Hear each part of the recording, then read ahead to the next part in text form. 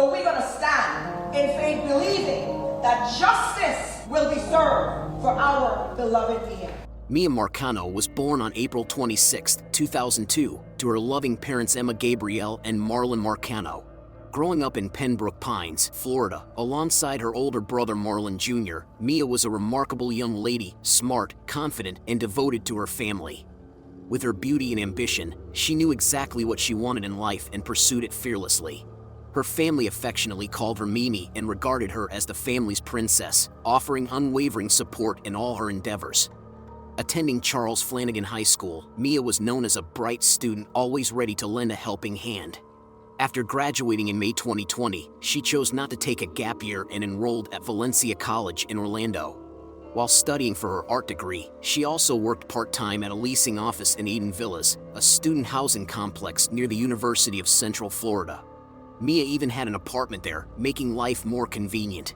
Balancing her studies and a job seemed to be going well until she encountered an unsettling situation. A maintenance worker at Eden Villas started taking an interest in Miya and repeatedly attempted to pursue her romantically. Despite her clear rejections, he continued his advances, making Miya feel uncomfortable. Frustrated and concerned, she confided in her family about the situation. Little did anyone know that this would be the beginning of a horrifying turn of events for her.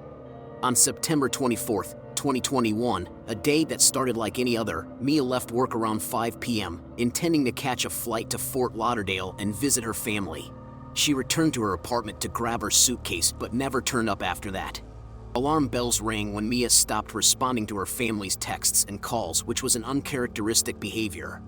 Worried sick, her loved ones desperately tried to convince themselves that she was simply caught up in travel preparations or facing phone issues. However, as her scheduled flight landed with no sign of Miya, their worst fears began to haunt them. Deeply worried about her daughter's safety and unable to shake off her growing sense of unease, Miya's mother took decisive action. She mustered the strength to contact the Orange Sheriff's Office, her trembling voice conveying the urgency of the situation as she requested a wellness check on her beloved daughter. The clock read 9:30 p.m. when the call was made, and time seemed to crawl as she anxiously awaited news.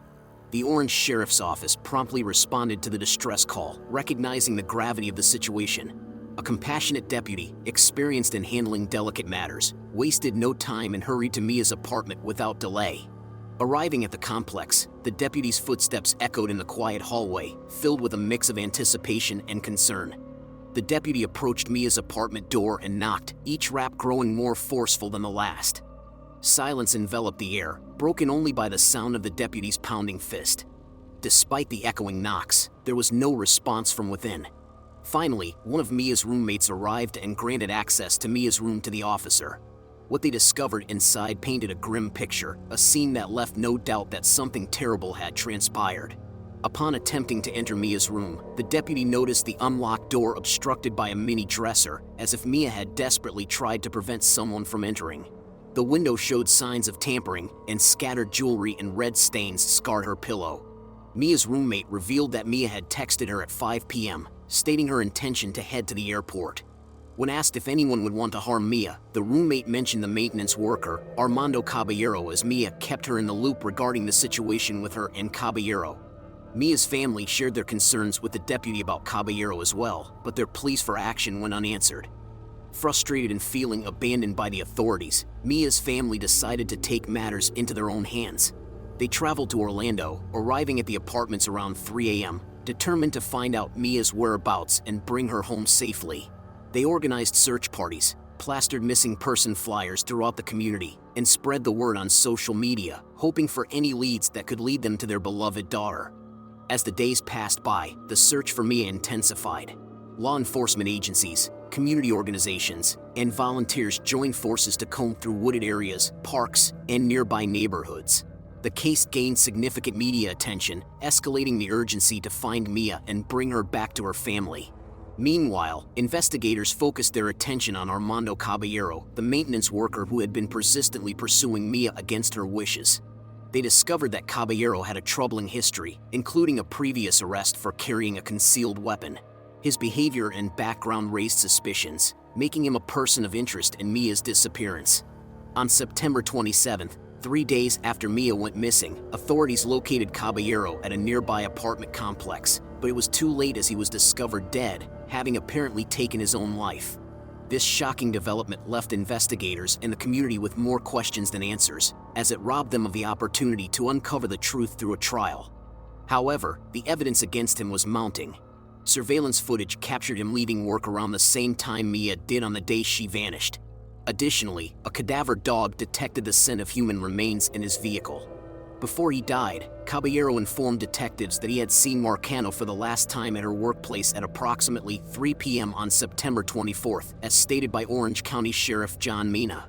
Law enforcement authorities suspect that Caballero illicitly entered Marcano's apartment by utilizing a master key issued for maintenance purposes prior to his shift ending. Furthermore, it was revealed that Caballero's motive for committing such a heinous act stemmed from his deep-seated resentment and anger towards Miya. The investigation uncovered a disturbing pattern of obsession and rejection, highlighting the extent to which Caballero was fixated on Miya. Prior to the tragic incident, Caballero had been pursuing a romantic relationship with Miya.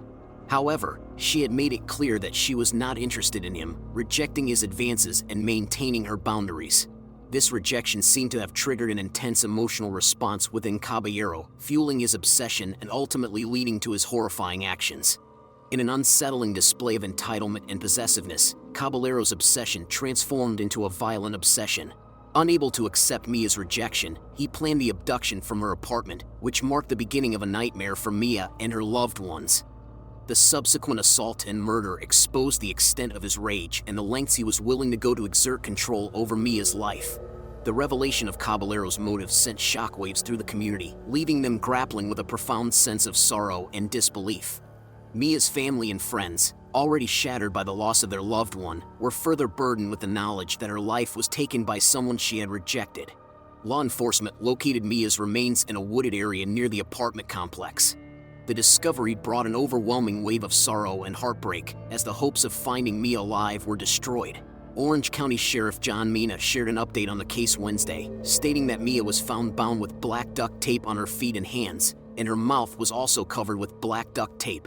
She was found wearing jeans, a bra, and a robe. Mina said her purse was found nearby containing the shirt she was last seen wearing. In the wake of Miya's murder, her family became advocates for change. They called for improved safety measures in apartment complexes, strict background checks for maintenance workers, and better support for victims of stalking and harassment. They vowed to ensure that Miya's death would not be in vain and that her memory would serve as a reminder for preventing such tragedies in the future. Miya, when you left, you took a piece of me with you, but I know in my heart that you are looking down to guide and protect me.